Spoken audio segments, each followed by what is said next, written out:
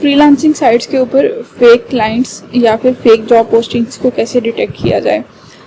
जो mostly experienced freelancers होते हैं उनको तो कोई भी जॉब पोस्टिंग देखते ही आइडिया हो जाता है कि ये फेक है या रियल है, लेकिन जो न्यू सेलर्स होते हैं वो मोस्टली इनके ट्रैप में आ जाते हैं। तो फेक क्लाइंट्स या फिर फेक जॉब पोस्टिंग्स की डिटेक्शन किस तरह से की जाए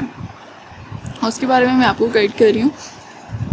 जब भी कोई प्रोजेक्ट पोस्ट किया होता है तो आपने ये देखना है कि अकाउंट कब साइन अप हुआ था, वो कितना पुराना अकाउंट है, क्योंकि ये जो जितने भी फेक अकाउंट्स होते हैं वो उसी टाइम पे क्रिएट हुए होते हैं या फिर 1-2 दिन पहले या फिर कुछ घंटे पहले। इसकी बेसिक रीज़न ये है कि एक तो जितनी भी ये फ्रीलांसिंग साइट्स हैं वो खुद एक्टिवली ऐसे अकाउंट्स को ब्लॉक कर रही होती हैं, और अगर कोई बंदा उनको लेट्स सपोज उनके सिस्टम से बच के निकल भी जाता है तो बाकी जो वहाँ पे एक्सपीरियंस्ड फ्रीलांसर्स हैं वो उनको रिपोर्ट कर रहे होते हैं और रिजल्टेंटली उनकी आईडी ब्लॉक हो जाती है।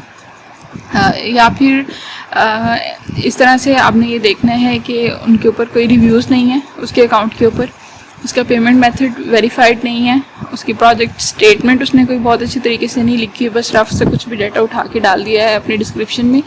और आपसे वो मनी डिमांड कर रहा है। कहता है कि आप मुझे कुछ डॉलर्स भेज दें तो हमें ये गारंटी के तौर पे चाहिए कि आप बाद में हमारे साथ काम करेंगे या फिर नहीं करेंगे। और या फिर उन लोगों ने डायरेक्टली लिखा होगा कि आप अपनी स्काइप आईडी दें, हमें व्हाट्सएप शेयर करें या फिर ईमेल शेयर करें। अब ऑल्दो ऐसा हो सकता है कि कोई रियल क्लाइंट है वो वाकई में काम करवाना चाह रहा है और उसकी वहाँ पे कोई रिव्यूज़ नहीं है, उसने अपना अकाउंट कुछ देर पहले साइन अप किया है। तो आपने किस तरह से देखना है, देखें एक तो वो बंदा अपनी प्रोजेक्ट डिस्क्रिप्शन बड़े अच्छे तरीके से लिख रहा होगा और वो आपके साथ डिटेल्स ज़रूर शेयर कर रहा होगा, और दूसरी बात ये कि पेमेंट मेथड हमेशा उसका वेरीफाइड होगा, क्योंकि जब भी प्रोजेक्ट वगैरह पोस्ट कर रहे होते हैं तो इनके लिए ये मस्ट होता है कि अपने लोकल बैंक अकाउंट के साथ अपने जो फ्रीलांसिंग वाला अकाउंट है उसको लिंक करें। तो आपने हमेशा सिर्फ उन लोगों के साथ इंटरेक्शन करना है या वहाँ पे प्रोजेक्ट सबमिट करवाना है जिनका पेमेंट मेथड वेरीफाइड है, उसके ऊपर एटलीस्ट कुछ रिव्यूज़ हैं। अगर कोई भी रिव्यूज़ नहीं है तो भी इतना बड़ा मसला नहीं है, आप उसको ऊपर